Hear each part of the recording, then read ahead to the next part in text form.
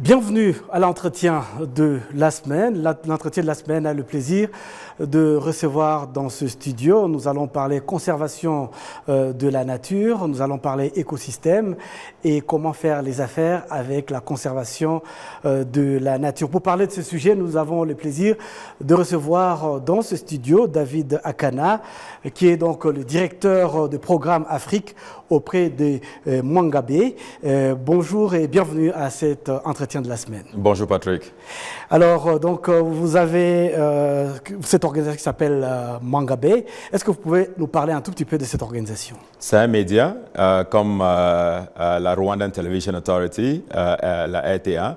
C'est un média comme tous les autres. La différence, c'est que nous sommes plus en ligne, ça veut dire plus digital, avec certainement des formats en vidéo et les audios également. Et donc, c'est un média qui existe depuis 25 ans. C'est basé en Californie, ça c'est aux États-Unis. Et nous avons 6 bureaux aujourd'hui en Inde, en Indonésie, en Amérique du Sud. Et depuis l'année passée, nous sommes présents en Afrique. Nous sommes en train effectivement d'étendre nos activités en Afrique. Et donc, nous avons lancé le bureau Afrique de Mwangabe. Il faudrait dire que nous nous focalisons uniquement sur la nature et les peuples. Ça veut dire vraiment tout ce qui est lié à la conservation, c'est-à-dire la biodiversité, les changements climatiques, la pollution, la dégradation du sol, les océans. Ce sont des concepts qui nous intéressent de manière très près. Alors, voilà un peu ce que nous pouvons dire. Nous avons une équipe qui est en train de grandir au niveau de l'Afrique, puisque nous avons des éditeurs, nous avons des correspondants, y compris même ici au Rwanda et dans la région du Grand Lac. Et donc, voilà un peu en résumé ce que veut dire Mwangabe. Oui, quelle mission vous poursuivez dans votre travail de tous les jours? Il faudrait dire que c'est une mission très noble, surtout dans le domaine de l'écologie, dans le domaine de la gestion durable, dans la mesure où nous venons avec un autre type de journalisme qui est un peu différent de ce que nous faisons tout le temps. Dans ce sens, ce que nous faisons des enquêtes de très longue forme. Souvent, nous pouvons passer de 2 mois, 3 mois, voire 6 mois, voire même une année dans une enquête. Avec pour quel but? Pour effectivement sortir vraiment des résultats des enquêtes importantes pour permettre aux décideurs de pouvoir prendre des décisions, pour éclairer l'opinion publique, pour continuer à sensibiliser la population. Voilà un peu ce que nous faisons, il faudrait dire. Mais maintenant, avec ce que nous sommes en train de faire au niveau de l'Afrique, nous avons opté pour l'approche journalisme de solution. Et il faudrait nuancer en disant que le journalisme de solution ne veut pas dire que nous n'allons pas continuer à faire le type de journalisme que tous les médias sont censés faire, mais c'est justement essayer d'avoir un autre type de journalisme dans le sens où nous serons un peu plus équilibrés, un peu plus balancés dans nos enquêtes. Et pourquoi est-ce que nous parlons de cela? C'est parce qu'il faudrait comprendre qu'au niveau aujourd'hui, nous connaissons que dans les médias occidentaux, l'Afrique est surtout, quand il s'agit de l'Afrique, c'est des guerres, c'est des maladies, c'est des conflits, c'est de la mauvaise gestion, la mauvaise gouvernance, etc. etc. Mais ça c'est pas l'Afrique complète. L'Afrique également, c'est l'écotourisme qui est vraiment en train de grandir ici au niveau du Rwanda et au niveau de l'Afrique de l'Est. L'Afrique également, c'est l'économie de la biodiversité avec la conservation dont vous avez évoqué il y a cela quelques instants. L'Afrique, c'est également l'économie du carbone ou du changement climatique, donc vous avez évoqué. Donc, il faudrait dire, l'Afrique, c'est du bon, mais c'est également les défis. Donc, pour nous, il est important qu'à chaque moment que nous voulons faire le journalisme, il ne faudrait jamais oublier, l'Afrique, ce n'est pas seulement des problèmes. Voilà la raison pour laquelle nous avons opté pour une approche qui nous permet de vraiment raconter toute l'histoire complète de l'Afrique. Pas seulement se focaliser sur le négatif. Et en faisant cela, c'est comme si l'Afrique, il n'y avait rien du bon au niveau de l'Afrique. Voilà la raison pour laquelle nous avons opté pour cette approche. Et donc, depuis que nous sommes en train d'étendre nos activités, nous essayons de plus en plus de travailler avec les médias existants et nous-mêmes, puisque nous avons énormément de ressources pour nous permettre de mener ce type d'enquête, nous allons continuer à travailler dans ce sens avec pour but de quand même contribuer à vraiment montrer l'Afrique complète. Vous avez surtout relevé un important sujet, le journalisme des solutions. C'est un concept qui existe déjà au Rwanda. Quelle est la spécificité que vous apportez avec Mwangabe? Il faudrait dire encore, l'origine de tout ceci date de très longtemps. Vous savez, les récits des médias occidentaux sont toujours très négatifs. Il faudrait dire que quand vous demandez aux gens hors du continent africain, qu'est-ce qui représente l'Afrique pour vous, ils vont toujours vous dire c'est de la mauvaise gouvernance, c'est des mauvaises élections, c'est des guerres, c'est des maladies, c'est des conflits, etc., etc., de la pauvreté. Mais alors, est-ce que c'est ça l'Afrique que nous vivons aujourd'hui, par exemple ici à Kigali? Ce n'est pas vrai. Je pense qu'à Kigali, nous constatons que c'est une ville qui est très propre, il faut dire tout bien organisé, il faut dire il y a assez de très bonnes choses. J'ai parlé par exemple du secteur de l'écotourisme. La chaîne de valeur de l'écotourisme est en train de booster vraiment l'économie de ce pays de manière très significative. Alors pourquoi est-ce que ce type de choses ne figure pas dans les médias occidentaux? Voilà la raison pour laquelle nous avons fait une analyse. Nous avons constaté que aujourd'hui, il est important qu'un média, même venant de l'extérieur, est quand même sensible à ce biais de médias occidentaux et essaie de corriger cela. Et ça veut tout simplement dire qu'aujourd'hui, nous constatons par exemple qu'en termes de représentation genre au niveau de l'Assemblée nationale, ça c'est un exemple à prendre et peut-être pour les autres à mettre en œuvre également.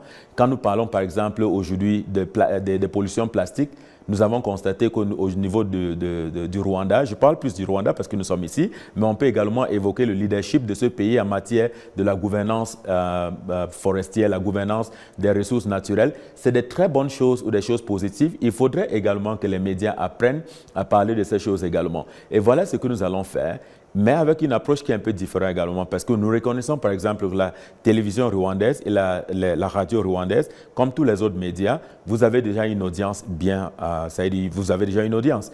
Et pourquoi ne pas donc envisager des partenariats avec vous? Voilà pour l'une des raisons pour laquelle nous saluons déjà la direction générale de la radio-télévision rwandaise pour le fait que quand même, quelque part, il y a déjà cet accord de vouloir commencer une conversation qui va nous permettre de pouvoir voir comment est-ce qu'on peut travailler ensemble pour continuer à informer et sensibiliser l'audience ici au niveau du Rwanda, au niveau de la région du Grand Lac et un peu partout en Afrique, des questions qui sont extrêmement importantes comme l'environnement. Je termine, Patrick, si vous permettez, juste pour dire que quand nous parlons de l'environnement, il ne s'agit pas des parcs, ni des gorilles, ni des aires protégées. Non. C'est loin de cela. Il y a un lien avec l'économie, il y a un lien avec les finances, il y a un lien avec les budgets. Je vais vous donner un exemple.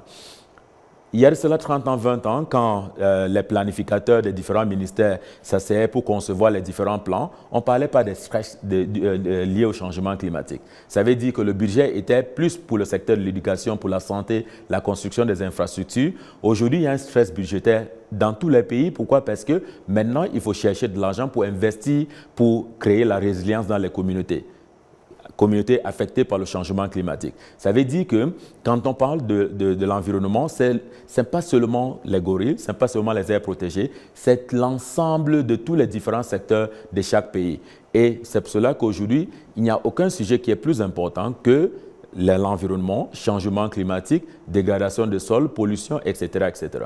Peut-être la toute dernière question. Cette semaine, vous avez réuni autour d'une table les responsables gouvernementaux et les responsables des médias pour parler des Mangabé au public.